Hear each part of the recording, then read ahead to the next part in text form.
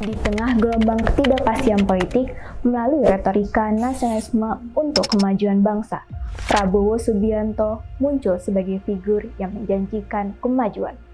Namun di balik itu semua, Indonesia menghadapi ancaman baru, seperti kebebasan sipil yang kian tergerus, oposisi yang dibungkam, dan meningkatnya peran militer dalam pemerintahan.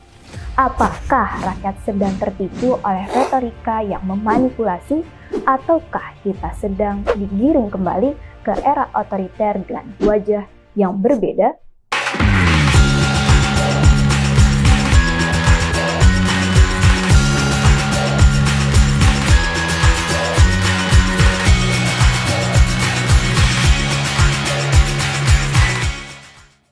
Presiden Republik Indonesia Prabowo Subianto mencuri perhatian publik sejak awal dilantik, walaupun masa pemerintahnya masih tergolong baru. Retorika politik Prabowo menuai berbagai lirikan publik, dengan latar belakang sebagai mantan perwira militer membawakan pesan yang tegas dan berani. Situasi ini seolah mengulang kembali pada pola Orde Baru. Kita harus mengerti selalu, sadar selalu bahwa bangsa yang merdeka adalah bangsa di mana rakyatnya merdeka. Ucapan yang dilontarkan dengan penuh arogan itu memberikan penekanan stabilitas sebagai fondasi utama untuk membangun Indonesia maju. Namun ketika muncul kritik terhadap langkah-langkahnya, sikap Prabowo pun berubah. Awalnya menunjukkan keterbukaan terhadap masukan, justru sekarang menampilkan sikap defensif. Lantas, apakah gaya kepemimpinan Prabowo ini hanya sekedar respon terhadap kritik, atau justru ada pola besar yang mengingatkan pada sistem pemerintahan Orde Baru? Gaya-gaya birokratik otoritarianisme itu memang kental ya, terutama soal penyelarasan dengan pemerintahan gitu. Kalau untuk berkata atau menyatakan bahwa cara-cara Prabowo itu sama dengan cara-cara Orde Baru ya, di mana Soeharto yang juga merupakan masih keluarga Prabowo juga, memang ada kriteria atau kemiripan retorika yang mulai dibangun oleh Prabowo ya, terutama tentang persoalan seolah-olah bahwa banyak hal yang harus ditangani, lalu kemudian keinginan Prabowo sebagai presiden itu sudah mulai ditujukan.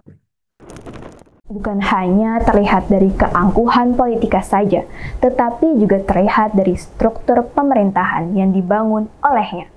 Dikenal dengan Kabinet Merah Putih, parlemen tersebut menampakkan pemusatan kekuasaan dengan cara strategis untuk memposisikan bangku-bangku yang ada. Secara terang, pemerintahan pada saat ini memiliki kekuasaan yang terpusat di tangan eksekutif, sehingga mempersempit ruang bagi keberagaman suara di dalamnya. Lalu, apakah sistem check and balance sebagai fondasi demokrasi pasca reformasi 98 ini masih berjalan sebagaimana semestinya? Memang dari konfigurasi politik hari ini, struktur koalisi pemerintahan cukup dominan di parlemen. Padahal kalau kita sepakat di era reformasi 98 dulu, mengapa kita memilih jalan demokrasi? Atau mengapa kita memilih jalan reformasi? Karena dalam rangka ingin memastikan adanya checks and balances, adanya keseimbangan antara kekuasaan eksekutif dengan kekuasaan legislatif.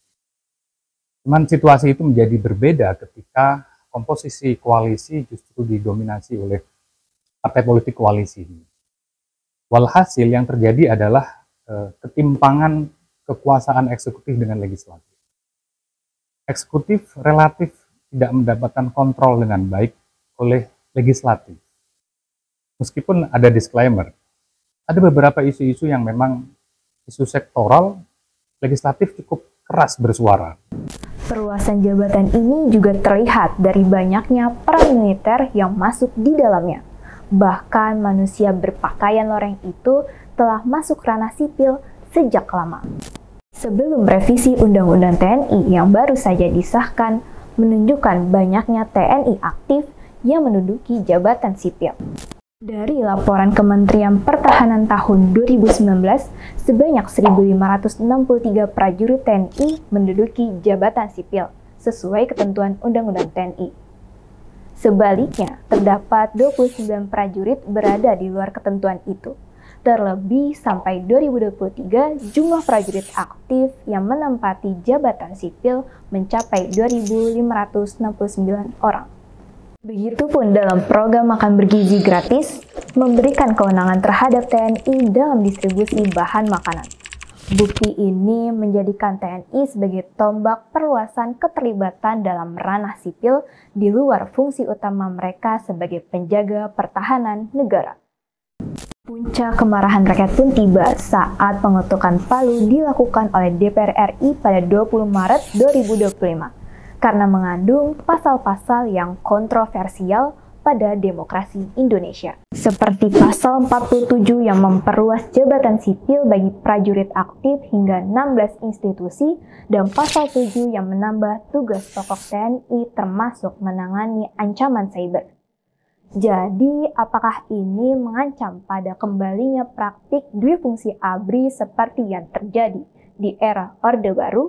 Sebelum reformasi sama sekarang ini, intinya itu sama aja, nggak ada perbedaannya. TNI Polri ini sama-sama pengen berkuasa. Warga sipil itu diambil alih sama aparatur negara. Nah, di satu sisi lagi, yang harusnya tadinya ketika dia pindah memegang posisi itu harusnya dia dinonaktifkan sebagai aparatur negara, ini enggak. Jadi dia bisa bebas memegang 1 atau 2 job sekaligus. Nah, cuman yang membedakannya ini pembungkusannya ini. Pembungkusannya sekarang ini menggunakan pengesahan RUU TNI kemarin. Kalau dulu secara terang-terangan, kalau sekarang dibungkus secara undang-undang.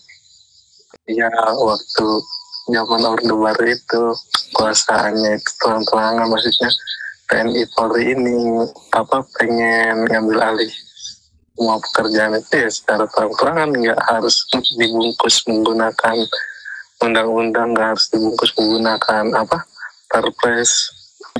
Kan kalau sekarang kan kebijakan itu bisa dilaksanakan atas keputusan presiden, atas keputusan undang-undang. Nah, gimana menurut kalian? Benarkah pola pemerintahan Prabowo mengembalikan kita ke masa lalu yang kelam? Apakah kita akan menuju Indonesia emas atau Indonesia cemas?